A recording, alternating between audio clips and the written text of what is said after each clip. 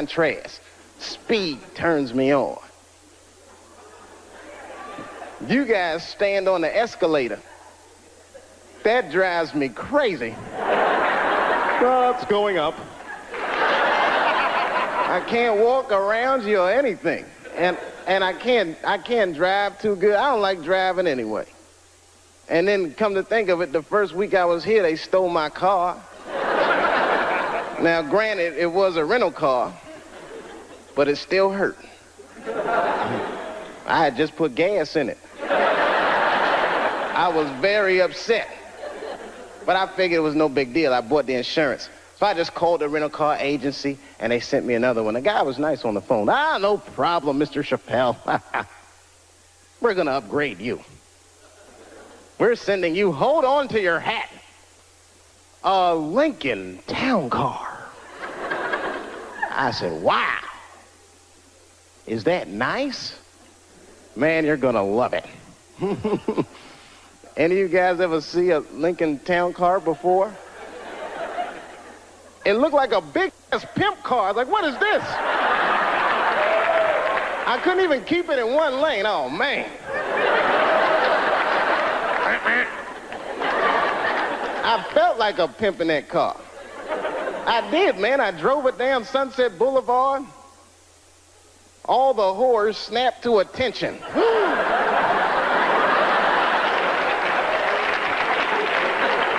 A lot of weird stuff happens here, man. You guys on a roll with your natural disasters and riots and woo! This place is, it really fascinates me. New York is bad, too. I live in New York now. New York's bad.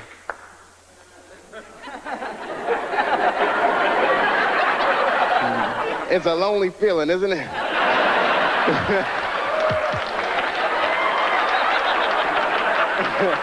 I know how you feel.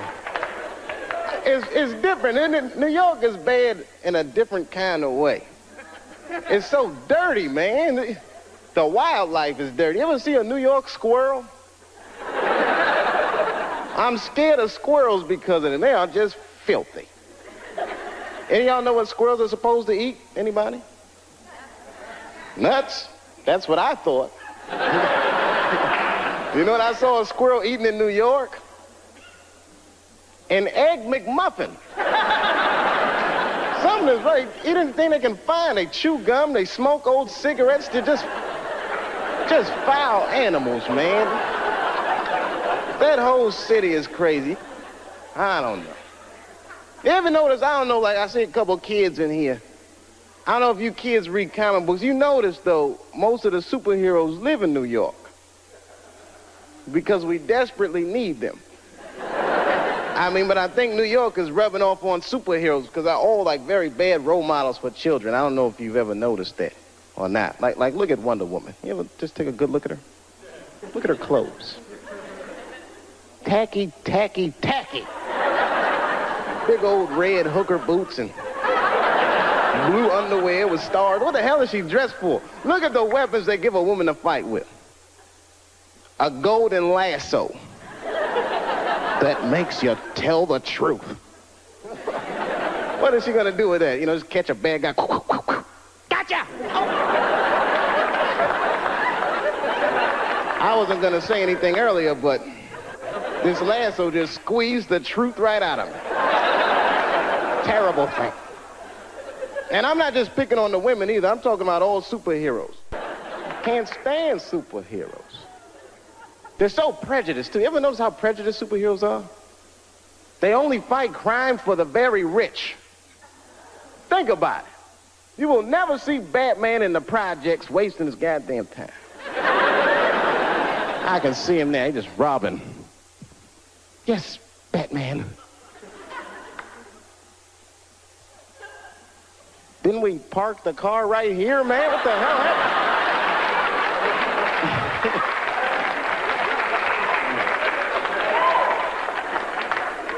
Something about New York. New York diversified me, though. I learned a lot about culture there. I'm a big culture buff. I don't know. I don't want to point anybody. Anyone here in the audience Jewish? Shalom. little something I picked up. Actually, I mean, I like everybody, but I'm gonna have to be honest. Jewish people are my favorite white people. You guys are the only ones that can grow an afro if you really wanted to. I am so impressed by that. I just like the whole thing, man, and you party like black people. You're so similar. I went to a bar mitzvah when I was 13. One of the 3 best parties I've been to in my life. We got down. I walked in there, everyone from school was there. The guy from ZZ Top was on stage. I said, man, this is gonna be good.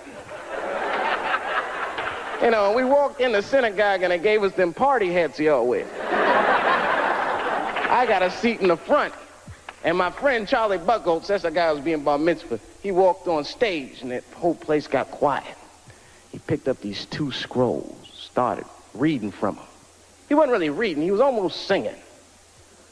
Baruch atah Adonai. Sounded beautiful.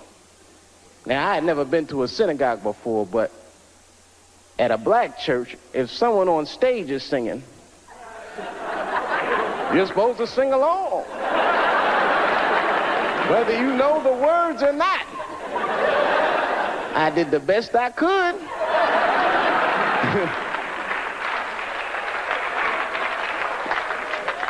Then things really picked up. We all left the synagogue and went to this after party at the Hyatt. This is the fun part. There was all kinds of food, man, bagels and filthy fish. And we went in there, and I was wondering what kind of music they were gonna play. Now, let me tell you something. I don't know who this Hava Nagila guy is, but his album is slamming. They put that music on, the whole place just lit up. Everyone was dancing. I was breaking plates. Hey! And someone shouted out, sponsor. That's Greeks. Oh, sorry about that. Wrong white people. But anyway, we were having a great time. I didn't even know it was a tradition. You're supposed to pick the person who's being bar mitzvah. You pick their mother up in a chair and dance around the party. I did not know that that was a tradition. I mean, I was just thinking, man, we are out of control tonight.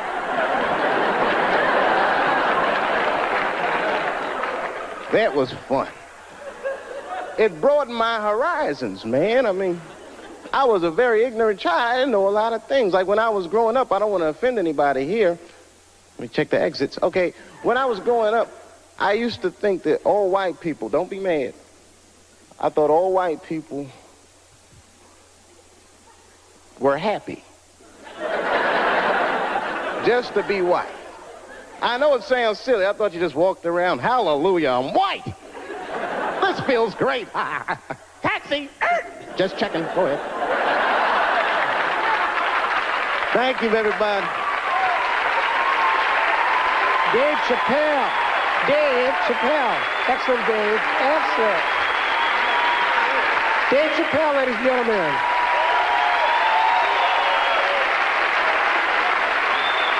All these movements, not to get deep, all these movements probably started, not even the 60s. All this shit started in 1945. That's when America just fucking lost its mind. It was after that Second World War. Think about it. Because black Americans went off and fought in the war. They went to Europe. They made more money than they ever made in America. They might even got their dick sucked by white women. And then they came back to the United States and they looked around and they said, you know what? I don't like the way I'm being treated around here. But it wasn't just black dudes. At the same time, all the women in America went into the workforce because all the men were gone. That's when you see that old poster in the 40s with that dyke, like, we can do it. That's where that's from. And these women made money, and then the dudes came back home and started telling these women what to do, and they were like, yo, I'm not feeling you, nigga. At the same time, the CIA started experimenting with a drug in San Francisco. Back then, nobody knew about it, called LSD. By 1960, all the white kids in America were like, it works.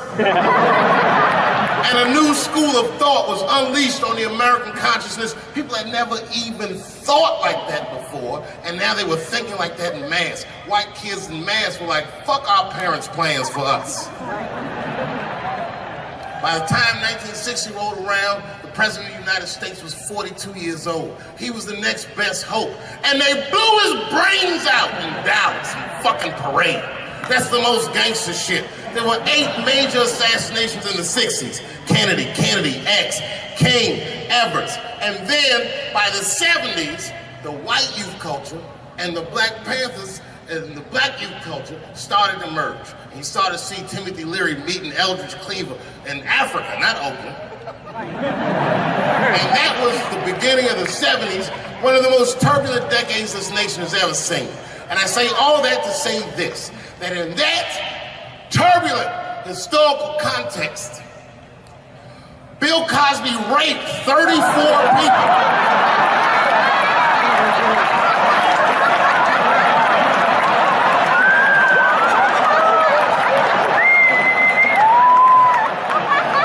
That is a lot of raping. Oh, I didn't want to believe it.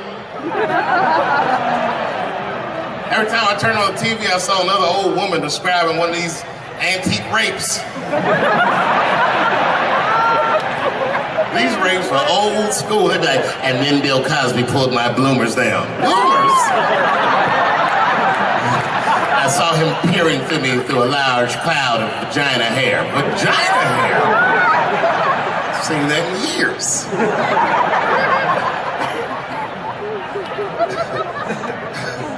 I saw that shit. I said, these people are obviously trying to destroy Dr. Cosby's rich legacy. Right? 34 allegations later, I was still like, man, they probably only raped 13 or 14 of those people. Do all that raping. It's like 50 fucking rapes.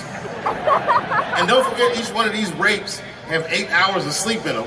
It's like 1,000 hours of rape. Packed into an otherwise busy schedule. Short corporate rapes, that's what I support.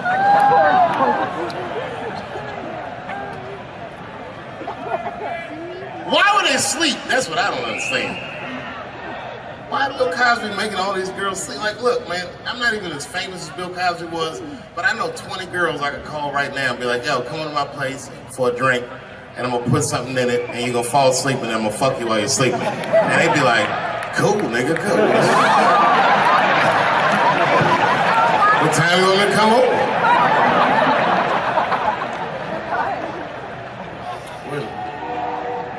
Is that a train here, that train? Trains do something to black people. Didn't you feel like running for that train? I've never been in a situation where I needed to. Something about being black, nigga, you just, when you hear a train, we'll see like, I've gotta go.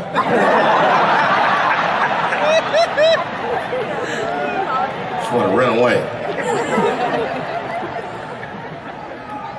No, man, for real, it's not comfortable like it used to be. I don't know how transgender people beat black people in the discrimination Olympics. If the cops shot this many trannies, you'd be like, it's a goddamn conspiracy. Right.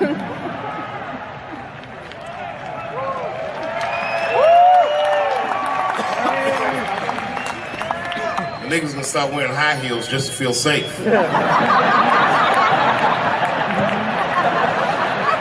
Problem, officer? Was my bag and purse on match? Is there a problem?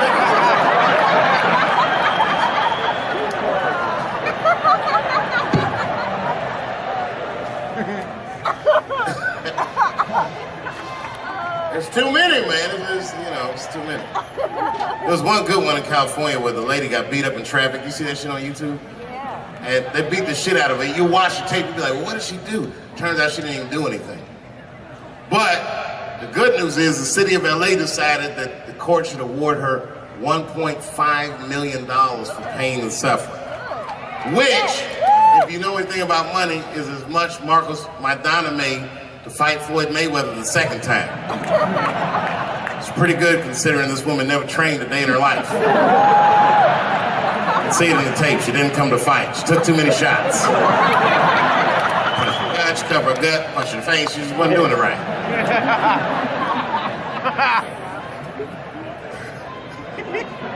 What?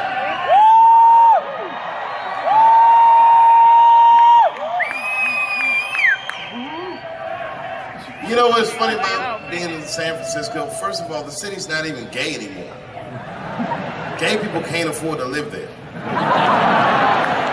They just visit. Gay people got their money tied up in other shenanigans.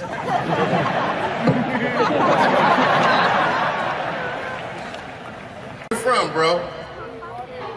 Where? Canada? Well, all right, you can get off the watch list.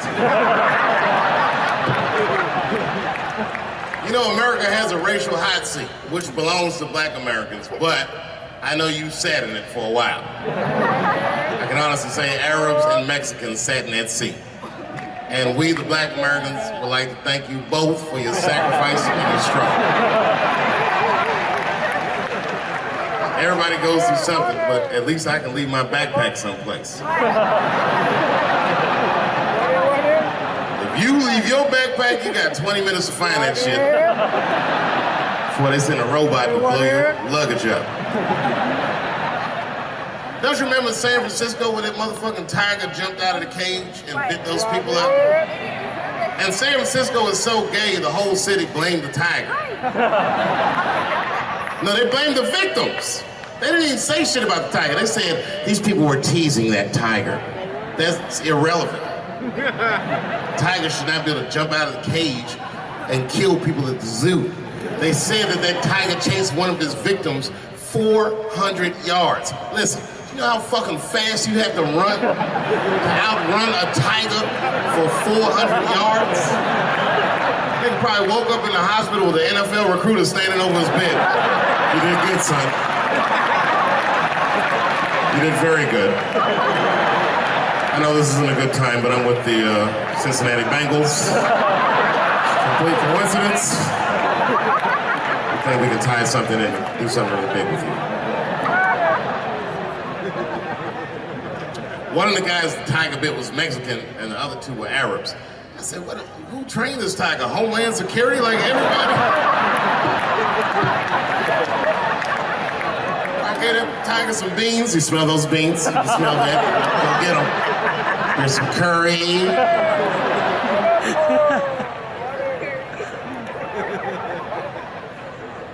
I see a lot of Indians in San Francisco. I always wanted to be in a Bollywood movie. Because Bollywood movies are deep, but at the end of the movie, no matter what kind of movie it is, there's always a dance number to make you feel better when you go home. Even if it's Precious. At the end of the movie, Precious would just jump out of the coffin. I don't have AIDS.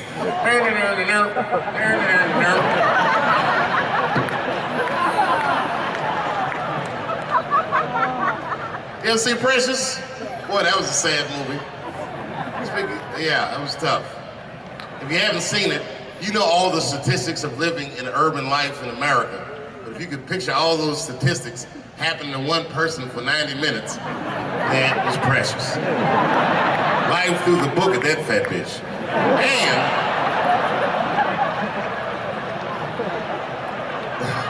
the music haunted me. Because the music was like, you know, like, I don't know, break beats or something. If they had Eddie Vedder do the score for Precious, I'd have killed myself in the movie theater. They had some of that, like, smashing pumpkins. Precious was morbidly obese. She couldn't read good. She was a victim of incest, and the baby had Down syndrome. Still the first verse, nigga. You gotta see the movie.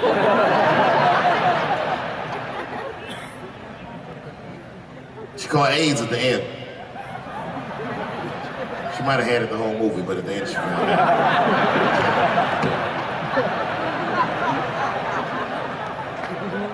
That's one way to lose weight, you know. It's fucking movie. Precious is a fictitious character. I'm sorry, everybody. It's a fucked up movie. It was a fucked up movie.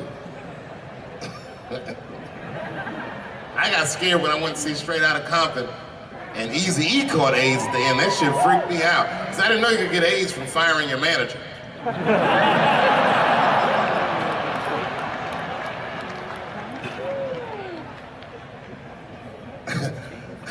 You didn't see Straight Outta Compton? Eazy-E caught AIDS in the last 10 minutes of the movie. He just started, you good, nigga? You all right? Yeah, I'm good. Who catches AIDS like that?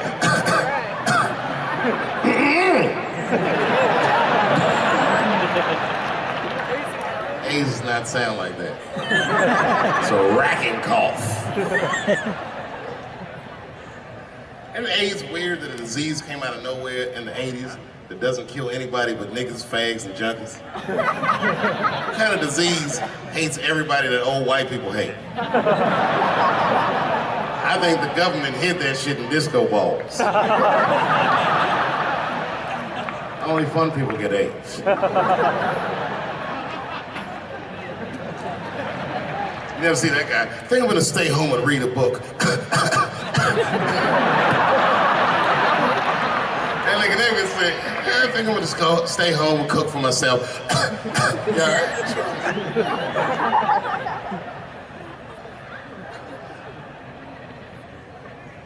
Remember when Donald Sterling made that tape? Said all those bad things about black people? That tape was fucked up. But that goes to show everybody, if you get old and white and racist in America, whatever you do, don't tell your black girlfriend about that shit, because that's who made the tape. She taped everything. The tape was embarrassing. He was like, stop bringing these black guys to my games. We were all listening like, well, how you gonna have a game without us? There'll be a lot of bounce passes and layups in that shit. And then it turned out the black guy he was speaking of was none other than Magic Johnson, NBA legend and billionaire. Unfucking believable. Didn't even mention the fact that he had AIDS, which is the first thing I would say to my girlfriend. This guy must be very racist if AIDS is the footnote.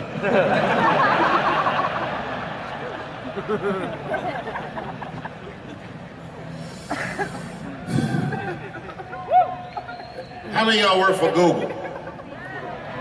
Nobody?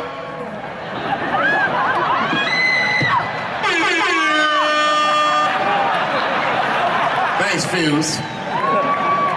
That air horn always pushes the joke through. You ever do something regular, but if you do it with the air horn, it sounds better. Like once I pulled my dick out at a New Year's Eve party. Real traumatic experience. I'd been drinking. It's really fucked up. I had to make all new friends. I did it on the 10 count. The motherfuckers was like, 6, 5. And I was saying to myself, what if I pulled my dick out? They said 3, and then I looked down and said, oh no, it's out!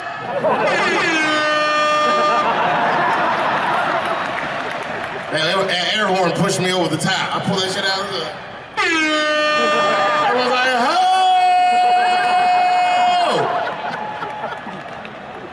Man, when that nigga pulled his dick out, that really set the party off.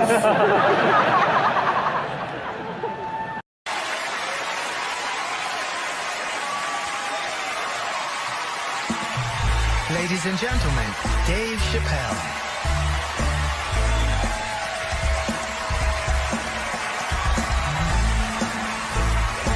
Thank you.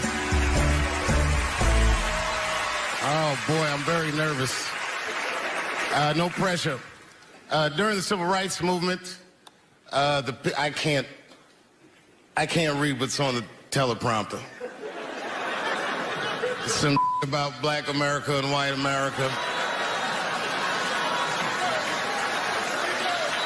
There's black Americans and there's white Americans. We're all one America. So if you don't mind, this is not live, is it? I imagine whatever I say, you could just edit it out. Let's try it a few ways. Lou, are you in the booth? I am. All right, good. You know what, Lou? Let's just play around with it and see if we can get it right and get this clip package on, and then let me go home, all right? You got it. All right. Ready? All right, count me in. 5, 4, 3, 2, 1. Wu-Tang. I'm just with you, Lou. Let's do it again. We're going to do it again. We'll get it right. Here we go, Dave. 5, 4, 3, 2. You know, when I was a comedian starting out in Washington, D.C., right here in this city, 1988, I'll never forget this. There was a comedy club owner that banned profanity from his comedy club. He said it offended his audience, and this was a cause of major concern for all the comedians in the circuit. And we all called a meeting, and we had the owners come, and it was the club owners, and it was the comedians. It was the classic labor dispute. The club owners laid out their case. There cannot be profanity in these clubs because that offends people. And there's a comedian who's still a good friend of mine to this day. He lives right here in Washington, D.C. He stood up and he said, he's black, I should tell you because it's important to the story. He says, I use profanity because I live a profane lifestyle. He says, I don't have an insect infestation in my house. I have roaches.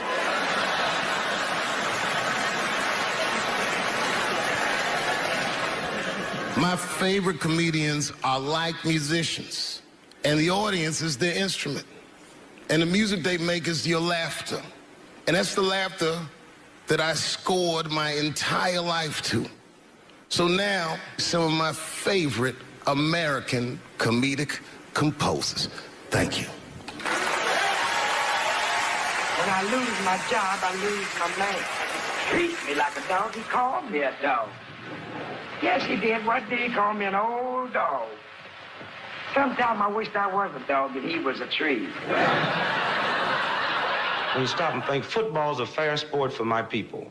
Only sport in the world a Negro can chase a white man and 40,000 people stand up and cheer him. See, in my neighborhood, the kids have a kind of a dubious reaction to that whole Santa Claus concept. They just don't believe that a white man will ride a reindeer through Harlem after midnight. In truth, white friend, it's you that all look alike. But look at the black people around you. We all different colors. Black walnut, burnt elk, almond, chocolate mocha, pecan, vanilla, yellow, mellow, light, bright, and damn near white. We come from the first people on the earth. You know, the first people on the earth were black people. We the first people had thought, right? We was the first one to say, where am I? And how do you get to Detroit? I think maybe like 30 years ago, there was a woman that wanted to sing, and a black lady that sang opera that wanted to sing. What was her name? Mary Anderson. And this place was like segregated, and they couldn't sing here. And here we are, like not even 50 years later, a 22-year-old black man on stage getting paid to hold his. God bless America. I gotta go now. Y'all take it easy. Bye-bye.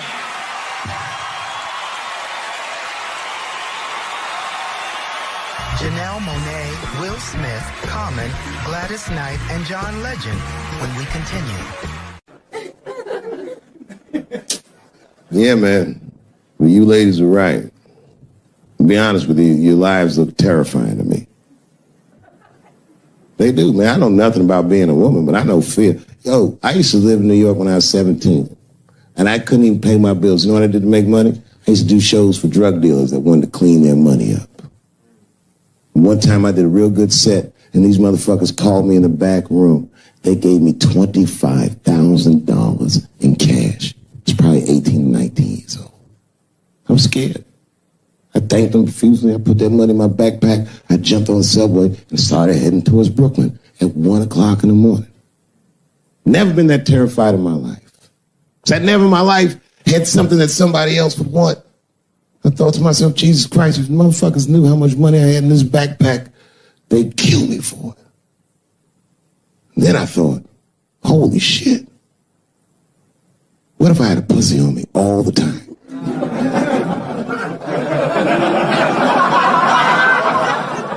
That's what women are dealing with. I'm gonna tell you right now. It's real talk. If them same drug dealers gave me a pussy and said, put this in your backpack and take it to Brooklyn, I'd be like, nigga, I can't accept this.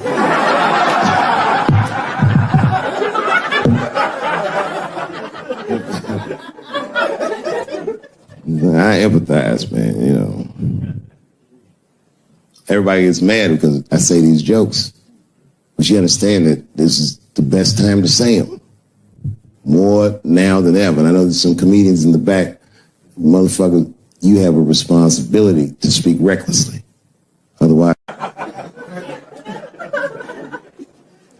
New York Times said that Louis C.K. jizzed on his own stomach. You know, I've busted a lot of nuts in my day. None of them were newsworthy.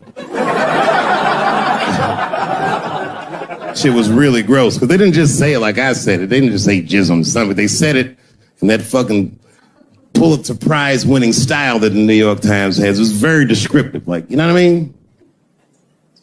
Louis C.K.'s semen shot out like a volcano of misogyny, slowly drizzling down like lava, covering his freckled penis as it slowly dripped to a fiery crown of red hair. Jesus Christ, I'm trying to eat some huevos rancheros and these niggas is...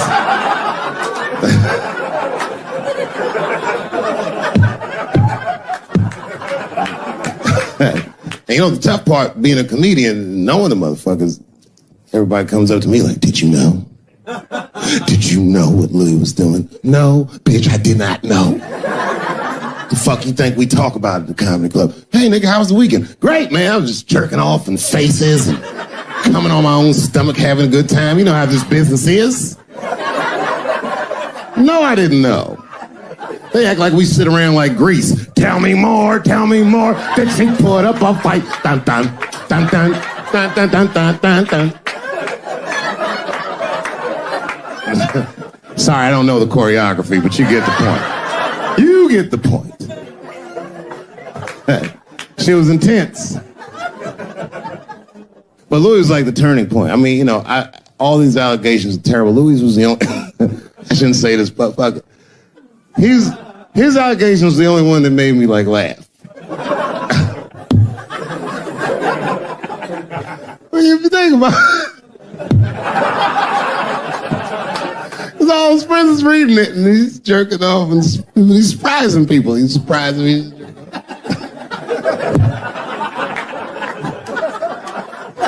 I just picture all the comics in comedy just reading, they're like, what?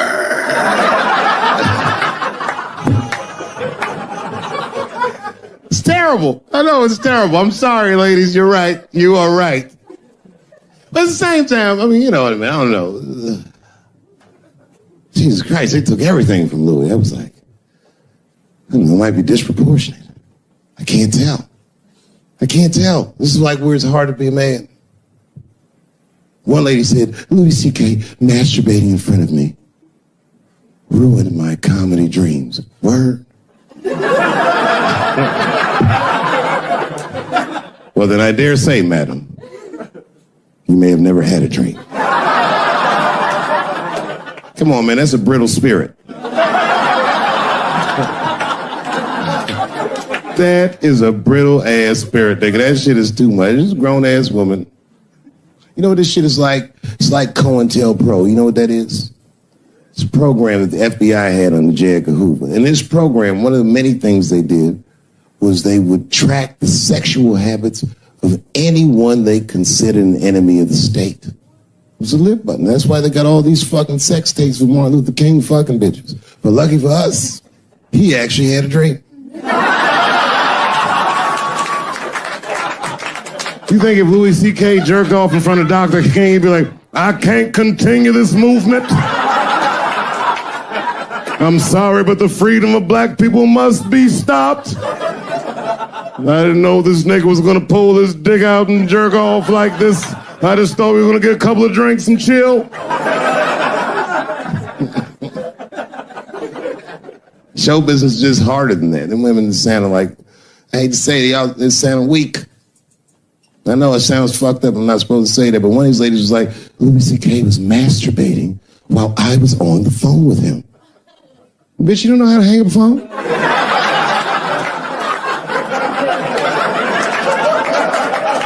How the fuck are you going to survive in show business? Thank you very much for being here. But before I start tonight, I just wanted to read a brief statement that I prepared. I denounce anti-Semitism in all its forms. And I stand with my friends in the Jewish community. And that, Kanye, is how you buy yourself some time.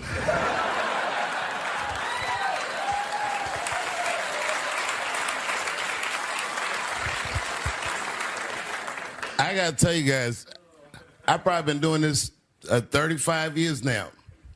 And early in my career, I learned that there are two words in the English language that you should never say together in sequence.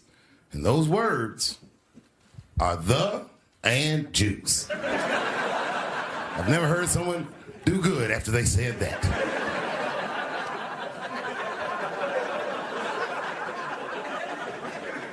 Kanye's gotten into some scrapes before. Normally when he's in trouble, I pull up immediately. But this time I was like, you know what? Let me see what's gonna happen first. Just want to see where this is all going. I can't even remember how it started. Vaguely, I remember it started with a tweet, strange tweet. It was like, I'm feeling a little sleepy.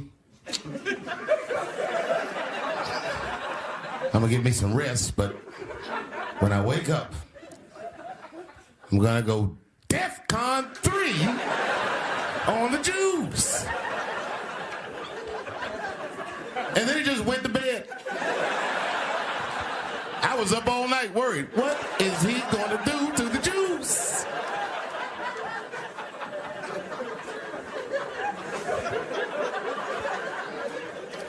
I grew up around Jewish people. I have a lot of Jewish friends. So I'm not freaked out by your culture. I know a little bit about it just from hanging around. I'll be like, yo, let's go out at school tomorrow. They'll be like, we can't go out. It's Shanana tomorrow. I'll be like, where? What is Shanana? I had so many questions. Why do some of your people dress like Run DMC?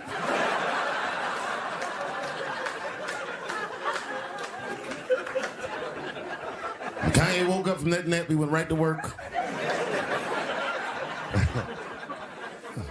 A year ago, I'd seen him on a podcast called Drink Champs, a great show, and it was an amazing appearance. Noriega and them were there, the rappers that I love, and they all had their gold chains and stuff on. And Kanye said, only millionaires wear chains. They said, what? He said, I'm a billionaire. Billionaires don't wear their money on their body. I tucked my chain and I said, oh, snap. That's right. It was a good appearance. It was fun and funny. But when he woke up, he went on Drink Champs again. This time, he was on one. He was mad about something. He said, I can say anti-Semitic things, and Adidas can't trap me. Now what? Adidas dropped that nigga immediately.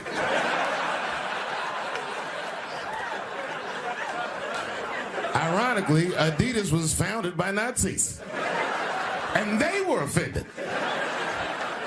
I guess the student surpassed the teacher.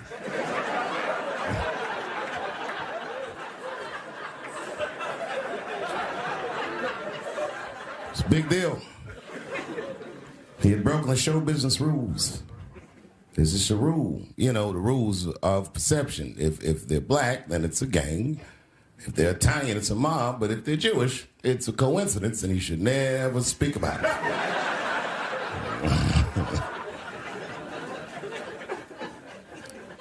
Kanye got in so much trouble, Kyrie got in trouble.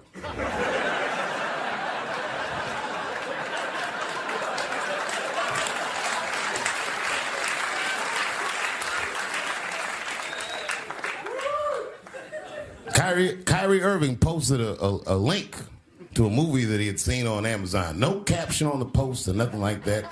But apparently this movie had some, I don't know, anti-Semitic tropes or something. And it was some weird title like From Hebrew to Negro or something. And the NBA told me he should apologize, and he was slow to apologize. And then the list of demands to get back in their good graces got longer and longer, and this is where, you know, I draw the line. I know the Jewish people have been through terrible things all over the world, but you can't blame that on black Americans. You just can't. You know what I mean? Thanks to the one person that said who. A fair punishment would be he should just post a link to Schindler's List and y'all write your own captions.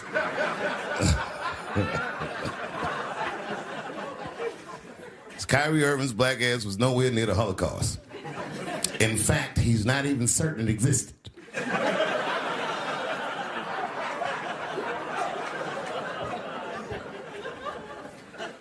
I saw one news pundit screaming about Kanye. She said, mental health is no excuse for that type of language. Yes, it is, bitch. You can kill somebody if you're mentally ill. Listen, okay, I don't think Kanye is crazy at all. I think he's possibly not well.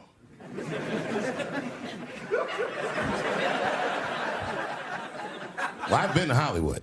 I don't want y'all to get mad at me. I'm just telling you. I've been to Hollywood. This was just what I saw.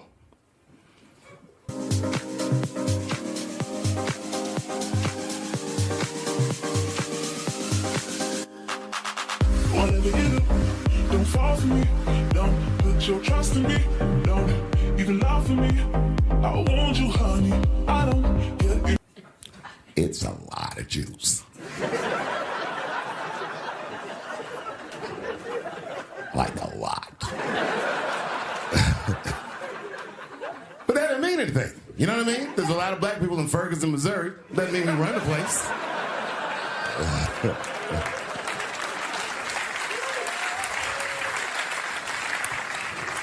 I could see if you had some kind of issue. You know what I mean? You might go out to Hollywood and you might start connecting some kind of lines, and you could maybe adopt the delusion that the Jews run show business. It's not a crazy thing to think. But it's a crazy thing to say out loud in a climate like this.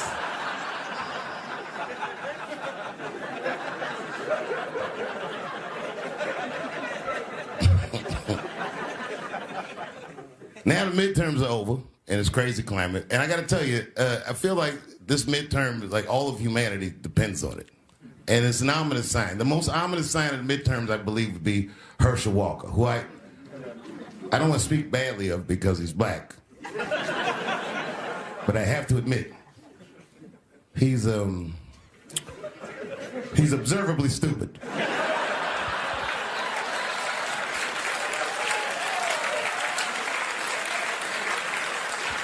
Even when he's not talking, his mouth be open a little bit like. He's the kind of guy that looks like he thinks before he makes a move on tic-tac-toe.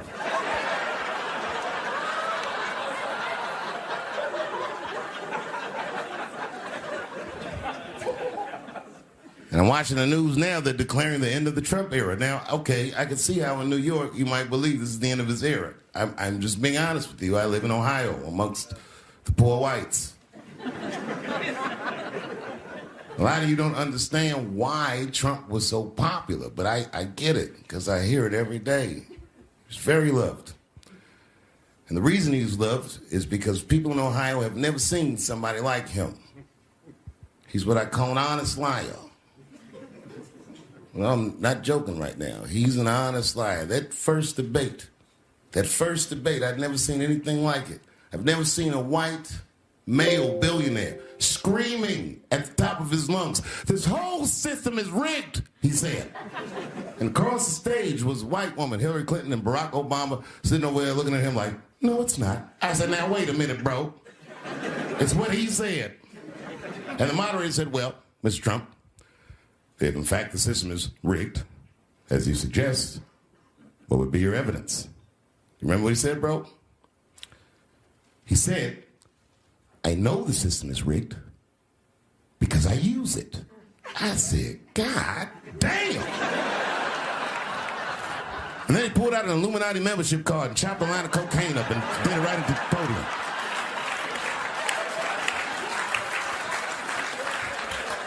No one had ever heard someone say something that true. And then Hillary Clinton tried to punch him in the taxes. She said, this man doesn't pay his taxes. He shot right back. That makes me smart.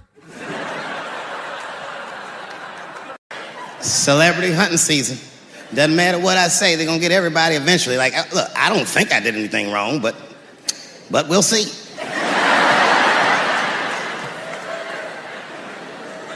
They even got poor Kevin Hart. Can you imagine such a thing? Kevin Hart, let me tell you something.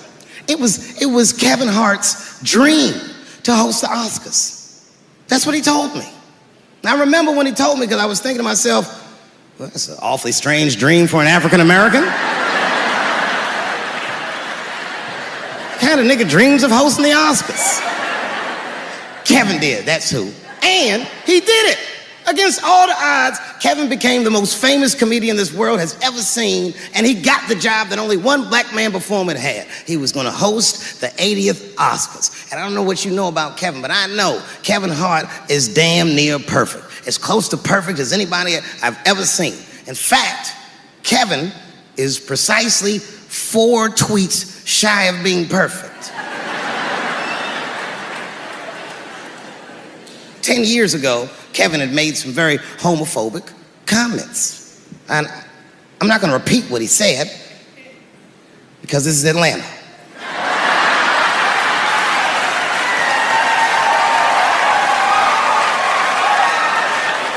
You know what I mean. I'm sure there's a lot of gay men here tonight with their wives.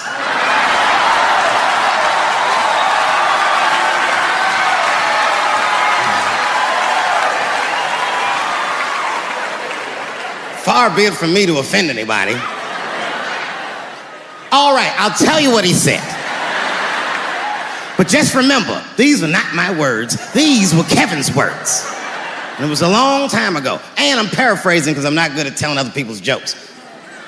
Okay, Kevin said that if his little son was demonstrating or exhibiting homosexual behavior around the house, that he'd chastise him. He'd say, hey, that's gay. And then he said he would smash a dollhouse over that child's head. Ooh, the gay community was furious. And I don't blame them. I got a lot of gay friends. And all of them, 100% of them, all have told me fucking horror stories about the shit they had to go through just to be themselves. Crazy, crazy stories. And in all those stories, I gotta say, not one of them has ever mentioned anything like their father smashing a fucking dollhouse over their head. Because clearly Kevin was joking. Think about it. You would have to buy this nigga a dollhouse to break it over his head in the first place. Does that sound right? Is anybody gonna do that? The gay community was upset, and then they put so much pressure on the Academy of Motion Pictures and Sciences that they went to Kevin and said, if you don't apologize to that community, then you cannot host these Oscars. And then Kevin said, fuck it, I quit.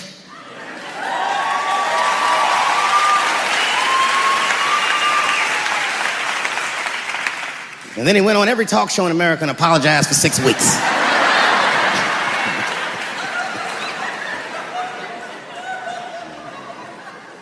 Kevin fucked up.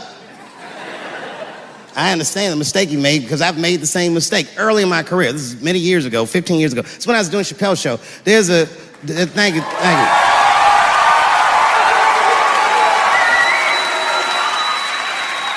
On network television, they have a department that's called Standards and Practices. This is the department that tells you what you can and cannot say on television. And if you're doing your job well, you should never hear from them. But if you're making a Chappelle show, you'll hear from these motherfuckers all the time.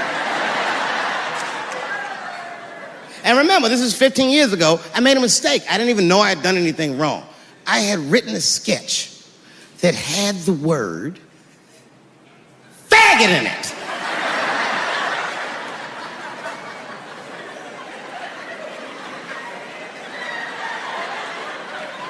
So I had to go to standards and practices. They called me up. I don't know why they're calling me, but I like the lady that runs the department. She's usually really fair and was one of my favorite people I've ever worked with. So she sits me down. We have a nice conversation. She tells me, oh, the sketches are great. I go, oh, fantastic. Well, then why am I here? She said, because, David, there's no way that you can ever say the word faggot on our network. I didn't know I did anything wrong. I didn't try to defend myself. I said, all right, fuck it, I'll take it out. Have a good afternoon. And as I was leaving, it occurred to me, hey, Renee, quick question.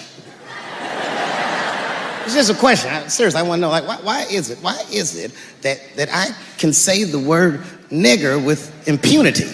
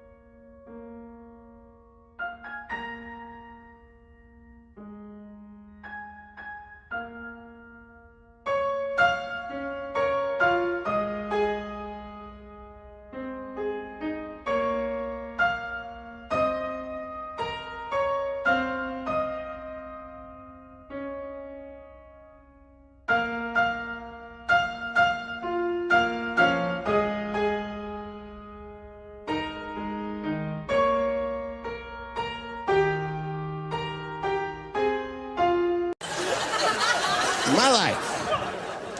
It's too much there to stress you out. This whole world is just drug-infested. Hate-infested, drug-infested world. Hate drugs.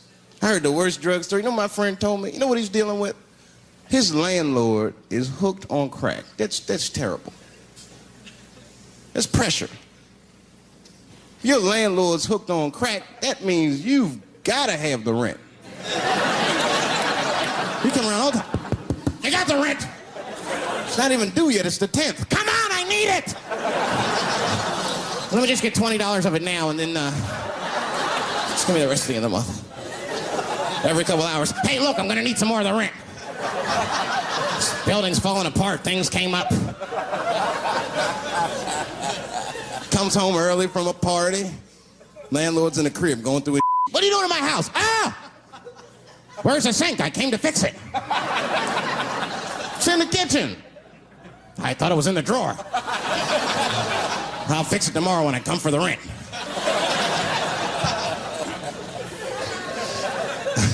You know what I hate about drugs? I hate when like people my age and older get hooked on crack. I hate that. You're too old to be experimenting with the drugs at a certain point. You should be past that. You ain't doing it by a certain point. You just miss it. Drugs are really for old people anyway. You 75, you've earned the right. If I was 75, I'd do coke, heroin, everything. I wouldn't give a I'd be walking down the street, they'd be like, boy, that old man is tripping.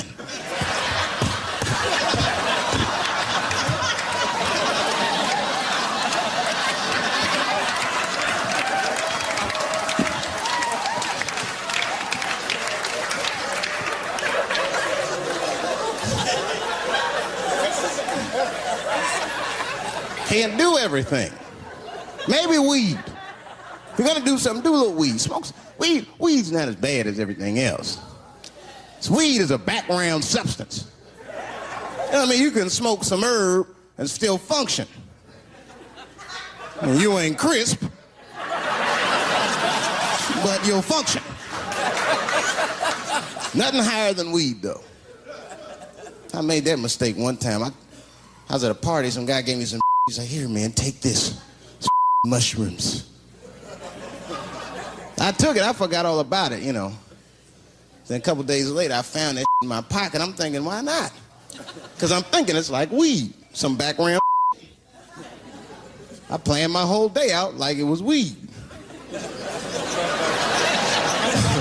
I'll chew this up, then I'll go to the barber shop, get my hair cut, and then I'll see a movie.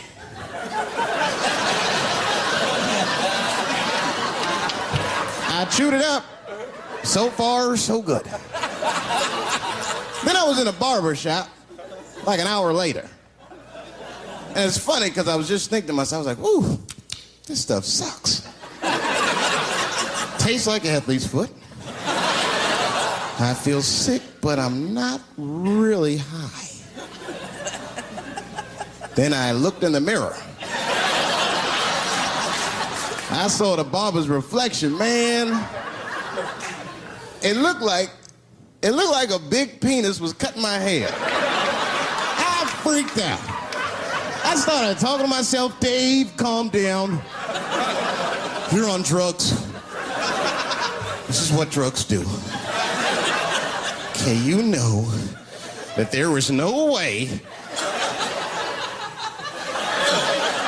that a penis can cut hair. But I started freaking out, man. I just couldn't take it anymore.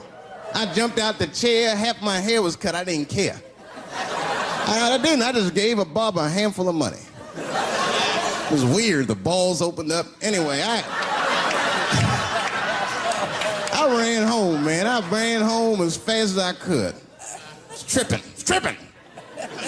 I looked at the clock, it was 2:42. I was like, damn, 2:42. I gotta sober up. I had never been this high this early. I took a shower. I was still high. Said maybe music will do the trick. I listened to every CD I had. I was still high. Exercise, that's what I'll do. I ran around the block 4 times, still high. Took a nap, woke up. I looked at the clock, it was 2:43. I said, God damn. Who wrote this song? You know, that's just our grandmother used to sing that when she cleaning up. That's a Negro spiritual. Black work song. Not everybody know about that. I know. See, white people, you guys might whistle when you work. You dig? But that's how you can tell what kind of work we're actually doing.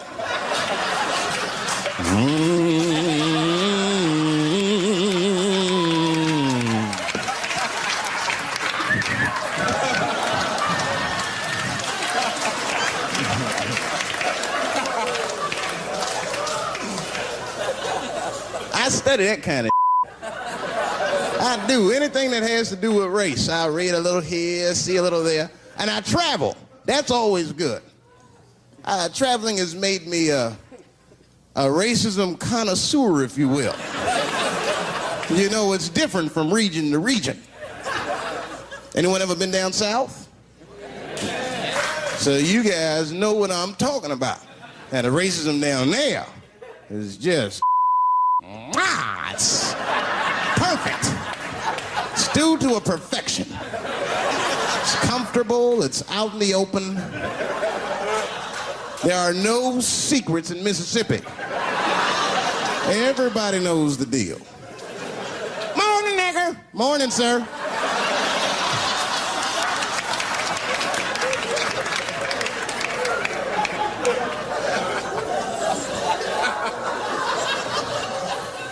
Not up here. You hit the big cities, man, it's different. It's always a secret. And we should do like them. We should keep our shit out in the open, then a little. I mean, with limits. You don't want to say whatever comes to your mind. That might be a little much. White dude be walking down the street minding his business, and the brother walk up to him, hello, you white oppressor, you slave master rapist of Africa. Why, hello, my big lip spear chucking friend. Touche, honky. So, Whitey, what did you do today, huh? Oppress a new land and make the people there Christians against their will?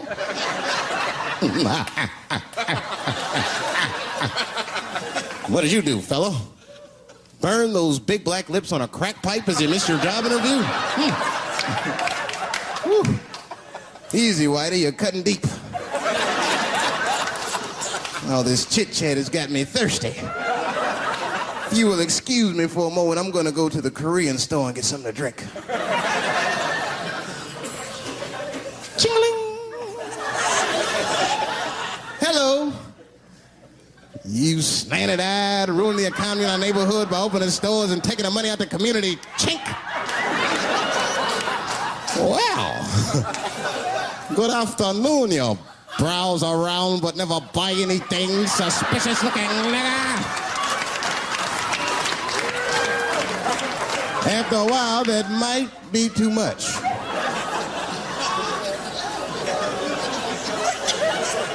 But you can't help it. If you're an American, you're a racist.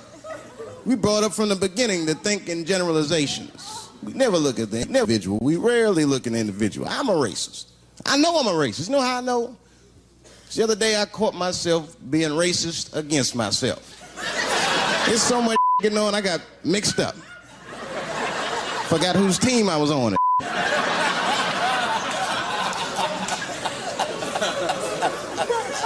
One time I was reading the paper, man, this story came on about this guy was suing a department store because they wouldn't let him play Santa Claus, you know, because he's black. And I was actually, like, relieved when the department store beat him. That's bad. But I wasn't ready for that. I wasn't ready for the idea of a black Santa Claus, man. That would suck. So we wouldn't get our presents till the 28th, 29th. Sorry, I'm late, kids. Santa got caught up with some in Vegas.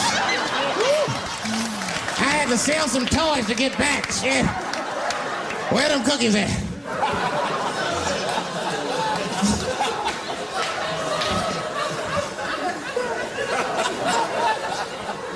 Y'all a great crowd, man. You are. I'm glad y'all came out, man. I'm nervous. I am. Not about the special. I hope this don't make me famous. You dig? I don't want to be famous. I want people to like me for who I am. Like, famous dude don't never know why people like them. That's why, like, if I ever make it, I'm going to have to, like, test people. Like, if I meet girls, I wear disguises when they first meet me. So they don't know who I am. And then, like, on the first date, I'll call myself, I'll pick you up right from work. And then I'll pick her up in a garbage truck. Just to see how she reacts. And she's like, wait a minute. Oh, do I look like garbage to you? I don't see no goddamn trash need to be picked up here. Get that goddamn truck off my block. Who do you think you are? That's when I take my mask off. Oh, David Chappelle. That's right, bitch. Thank you. Thank you very much.